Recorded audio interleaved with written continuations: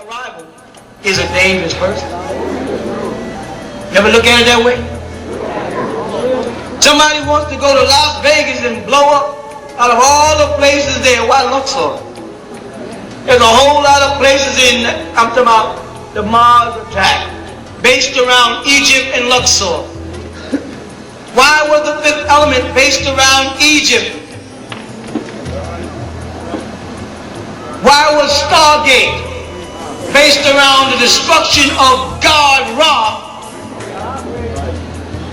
who has gathered a group of people here and was grooming them to prepare them to take them through a vortex to another planet where they were living pretty peaceful until someone broke the code?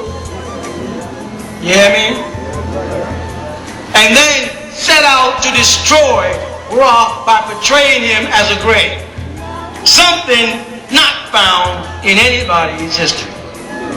It's all right for you to go into our way of life and desecrate it. If I messed around and made Jesus a little big-headed man with gray eyes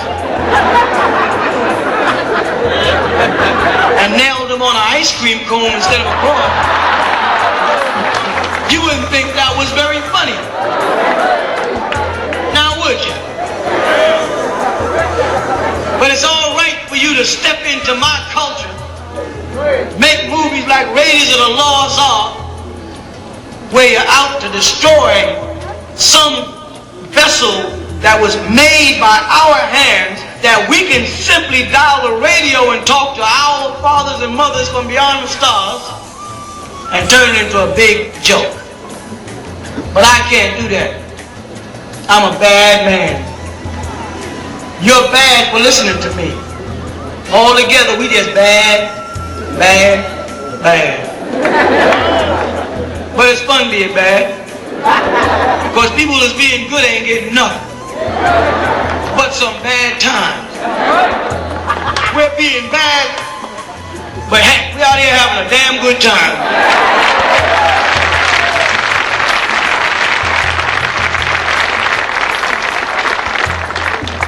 I don't want to go into indigenous nations, sovereignty, I don't want to go on a long subject because we are working hard, but we have accomplished some phenomenal things this year as a nation.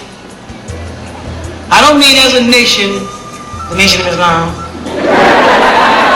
the nation of gods and earth. I ain't talking about fake nations. I'm talking about, I mean that. When I say fake, I mean it seriously. I'm talking about a real nation. Our own nation, right here. Right here. With our own passports and our own tax system. Where no one tells us what to do but us. This is a reality. When you set up your own country like the Pope did, the Vatican, inside Rome. Being indigenous, you can do that. That book is going to open it up. That's going to be door one for you to see where I'm getting ready to go.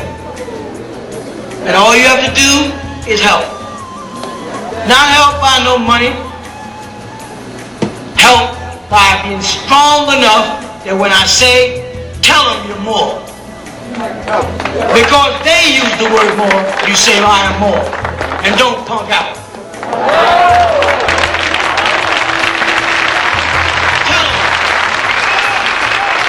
Tell them that they can't give you your rights.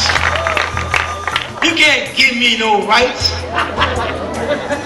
You can't emancipate me with some proclamation. That ain't got nothing to do with me. I was never, nor ever, a slave. I was kidnapped, and that's a federal offense.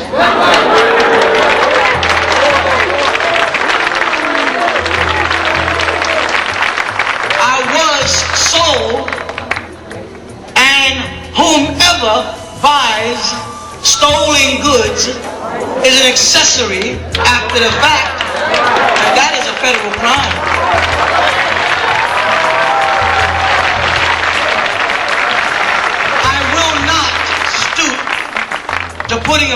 price on my head by accepting respiration or apology.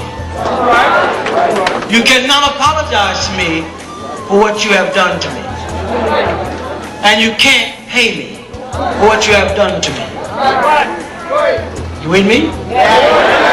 Plus, your Emancipation Proclamation does not apply to me, because I was never a slave. I was,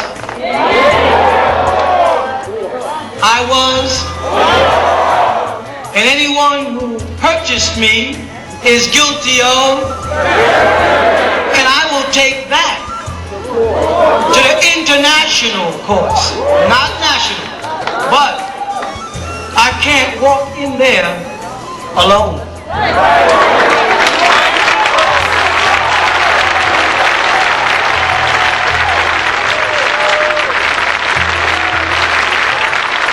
Do you hear me? I can't walk in there alone. All of the people in here or out here, I have reached 52 years of age. Sad that so many people didn't want me to, and so many still don't. They'll get over it, a couple of aspirins. Maybe Doc will be here for a while.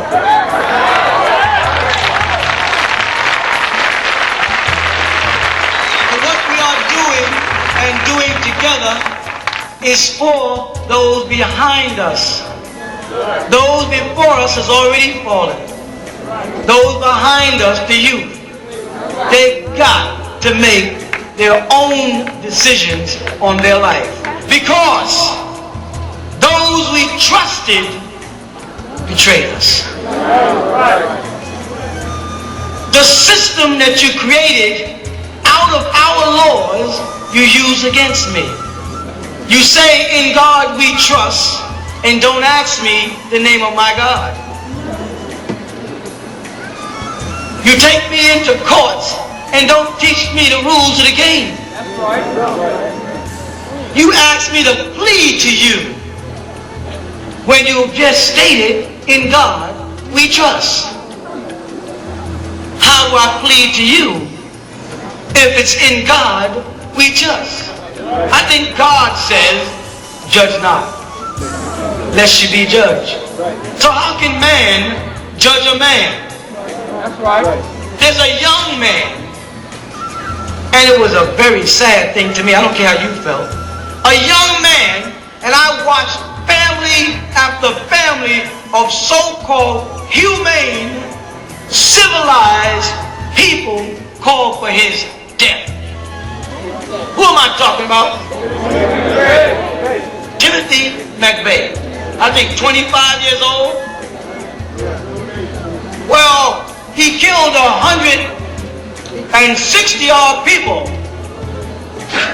And first we got to find out, is he crazy? Anybody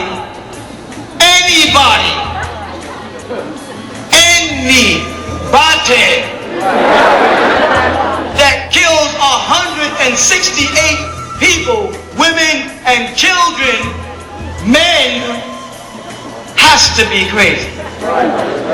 You can't be sane and go blow up a building like that and kill people.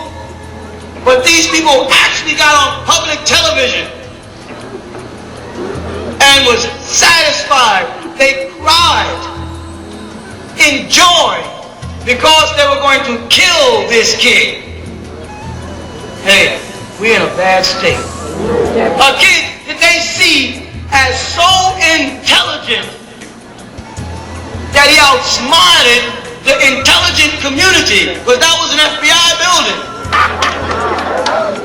He was that smart as a lone bomber to plot all of that, and then to drive a car that gets a flat tire. Think about that.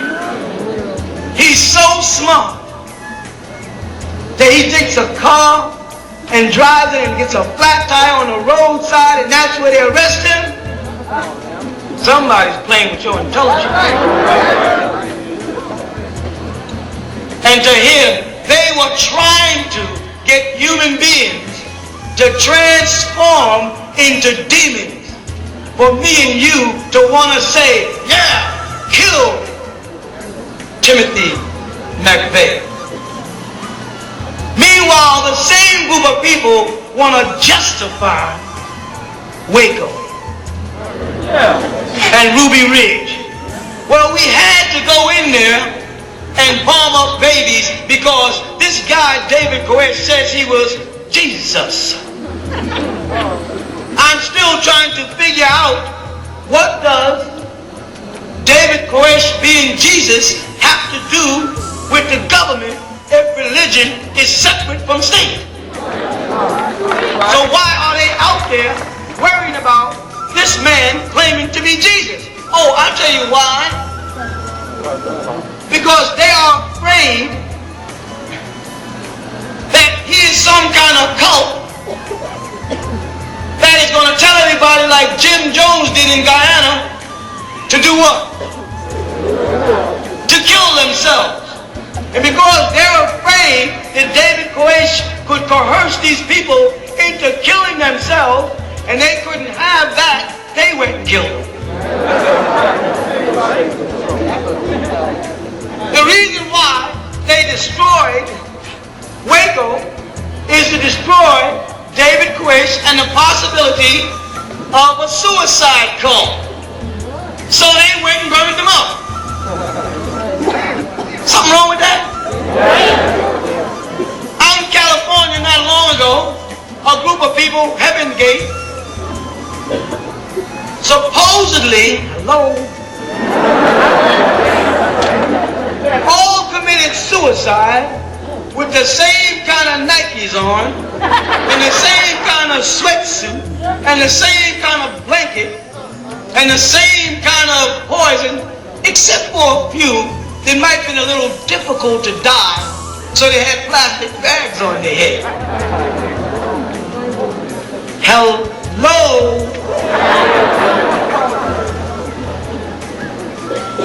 A couple of them had to put plastic bags on their head to commit suicide, while all the rest who drank the same amount of poison climbed up in a bunk bed with sneakers on.